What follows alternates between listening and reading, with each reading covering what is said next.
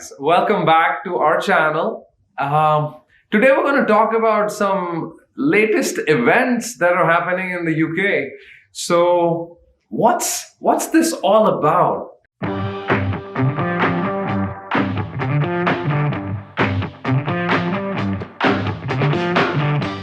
The whole controversy around student post-study work permits in the UK. Today, the UK post-study work permit lasts 2 years, but there is some commotion in the UK, in the ministry, that basically plans on reducing the post-study work permit for students, especially international students, down from 2 years to about 6 months. That's not even enough time to find a job. Forget about getting employed, settled down, and working for someone. This is causing a lot of stress for a lot of students. So let's just talk about it a little bit. What is happening in the UK?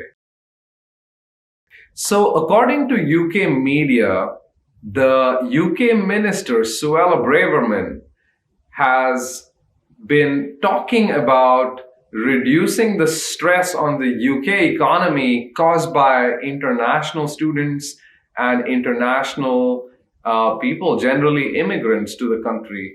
And that the goal for reducing this, according to reports, is that it will reduce the stress on the local jobs and the economy in general.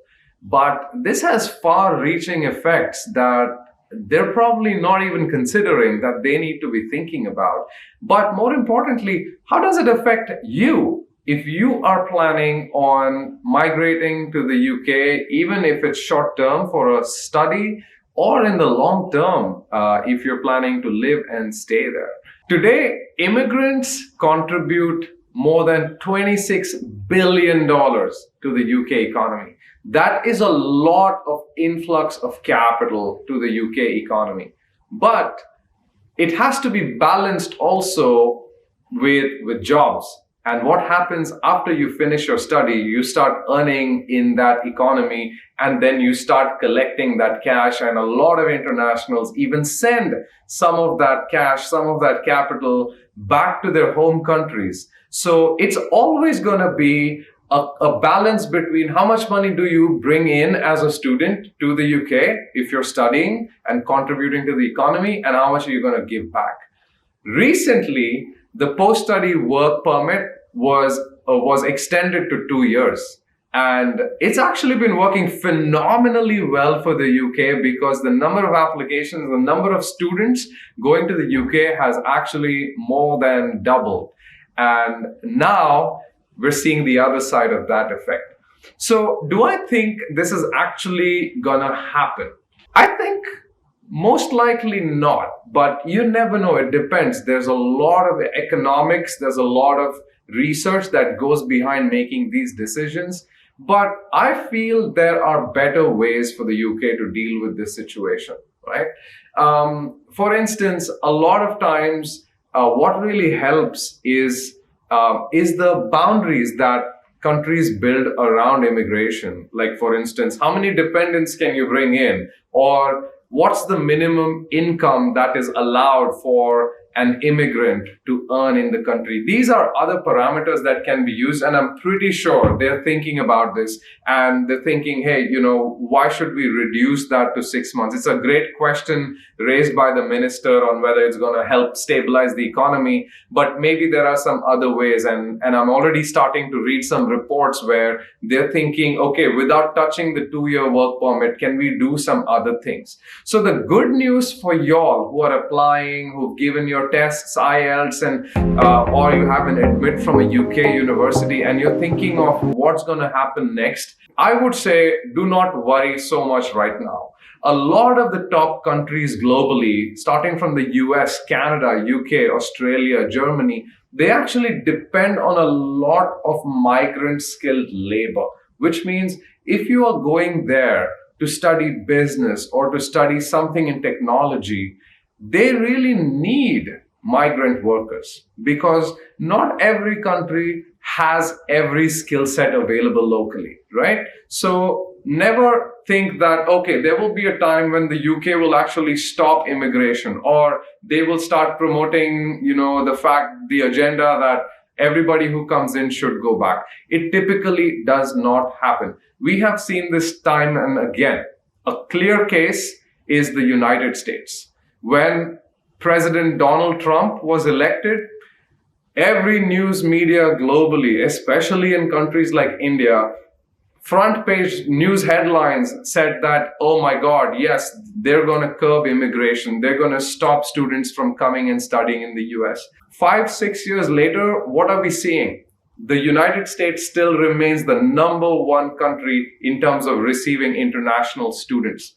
It still remains one of the top countries in terms of average salaries paid to international students. Right? So yes, there was some negativity around, the Trump administration and what they would do to immigration. Will they change the policies? They did change the policies. They made it a little more stricter, but they did not take out the base, the core of the immigration policy, right? Because the United States also needs a lot of skilled labor from outside, especially in fields of technology, in fields of computer science. So same is with the UK. So what's my 2 cents on it? My 2 cents is that the UK is always going to be open to immigration. Whether it will be 6 months or 2 years, I still think it's going to be more than 6 months. Between a year or 2 years is what typically a good skilled migrant student needs in order to get a good job, right?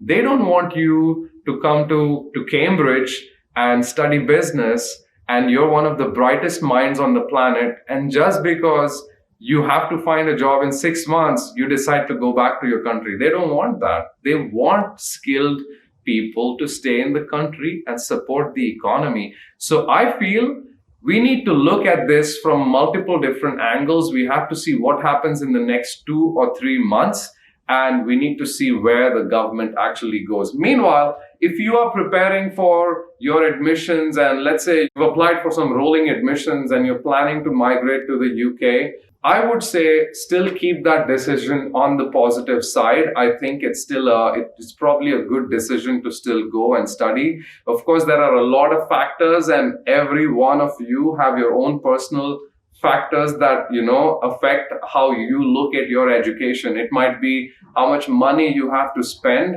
It might be how much of time you have at hand. Are you in your 20s? Are you in your 30s? There's a lot of things that you have to look at and make that decision. So take that decision smartly, and good luck with everything. Please send us your questions on any of the current happenings in the UK. We are continuously monitoring the news. We're looking at what's happening. We're talking to our partner institutions in the UK, and we're trying to figure out how we can help our students in the best, most efficient way. So till then, tune in and watch our videos. We'll talk about this a little bit more, but good luck with your admissions. Do not forget to like, share, and subscribe to the channel. You are what drives all the content on this channel, not us. Thank you very much. Take care all. Bye-bye.